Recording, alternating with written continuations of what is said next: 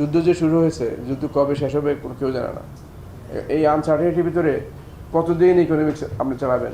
দিনমজুরের ছেলে আহম মুস্তফা কামাল আদম ব্যবসা করে দুহাতে প্রচুর টাকা কামান। এরপর নাম লেখান আওয়ামী লীগের রাজনীতিতে। ক্ষমতাচ্যুত হাসিনা সরকারের পরিকল্পনা মন্ত্রী ও অর্থমন্ত্রী ছিলেন।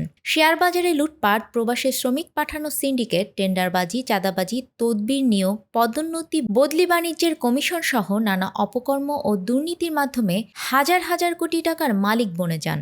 এসব অপকর্মে ভাইসহ পরিবারের সদস্যরাও ছিল সঙ্গী। আজকের পরে আর নন পারফর্মিং লোন 1 টাকা বার। জনপ্রিয়তা না থাকলেও মুস্তফা কামাল এমপি হয়েছেন 5 বার। নির্বাচনী এলাকার আওয়ামী লীগ নেতাকর্মীদের মাঝে প্রচলিত ছিল লোটাস কামালের চেয়ে শেখ হাসিনার সঙ্গে দেখা করা সহজ এবং স্বচ্ছ নির্বাচন হলে তিনি মেম্বার পদেও হারবেন। জনবিচ্ছিন্ন এই নেতা শেখ হাসিনার কাছে ছিলেন খুবই গুরুত্বপূর্ণ। দুশ্চিন্তা করবেন না, ঠিকঠাক করে দেবো। মুস্তফা কামাল নিজে কুমিল্লা দক্ষিণ জেলা আওয়ামী লীগের সভাপতি, ছোট ভাই গোলাম সারোয়ার ছিলেন কুমিল্লা সদর দক্ষিণ উপজেলার আওয়ামী লীগের সভাপতি, আরেক ভাই মোহাম্মদ আব্দুল হামিদ ছিলেন লালমাই উপজেলা আওয়ামী লীগের সভাপতি। কামালের ছায়ামন্ত্রী হিসেবে পরিচিত তার একান্ত সহকারী এম সিংহ রতন ছিলেন লালমাই উপজেলা আওয়ামী লীগের সাধারণ সম্পাদক। ভাতিজা কামরুল হাসান শাহিন ছিলেন কুমিল্লা দক্ষিণ জেলা আওয়ামী যুবলীগের আহ্বায়ক। বলে বাংলাদেশের অর্থনীতি ভালো চলছে। আহমা মোস্তফা কামালের পূর্ণ সমর্থন ও পৃষ্ঠপোষকতায় তার ভাই গোলাম সারোয়ার হয়ে ওঠেন কুমিল্লা দক্ষিণাঞ্চলের ডন। মোস্তফা কামালের পর তার কথাই ছিল চূড়ান্ত।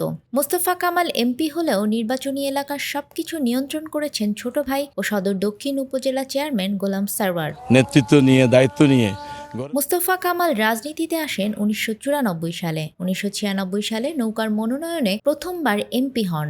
2001 সালে পরাজিত হলেও 2008 থেকে 2024 সাল পর্যন্ত অনেকটা বিনা প্রতিদ্বন্দ্বিতায় এমপি হন।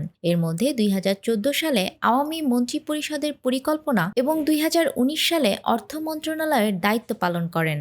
2009 সালে বিসিবি ও 2014 সালে আইসিসি সভাপতি নির্বাচিত হন। ছাত্র জনতার অভ্যুত্থানে গত 5 আগস্ট সরকার পতনের আগেই চিকিৎসার অজুহাতে পরিবার নিয়ে দেশ ছাড়েন। জানা গেছে কানাডা, অস্ট্রেলিয়া, দুবাই সহ বিভিন্ন দেশে তার সম্পদ রয়েছে। অর্থনীতির এলাকায় সবচাইতে নির্বাচন কমিশনে দেয়া হলফনামায় কামাল নিজের চেয়ে স্ত্রী কাশ্মীরি কামালের সম্পদ বহুগুণ বেশি দেখিয়েছেন। হলফনামায় কামালের অস্থাবর সম্পদ 41 কোটি 90 লাখ 53 হাজার টাকা।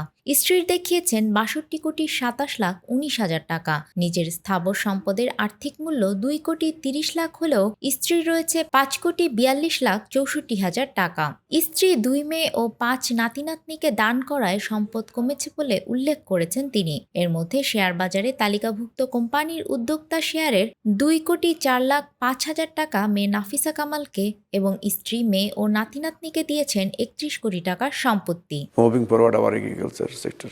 নিউজ ডেস্ক, আমাদের সময়। Because the whole world there are a lot of innovations.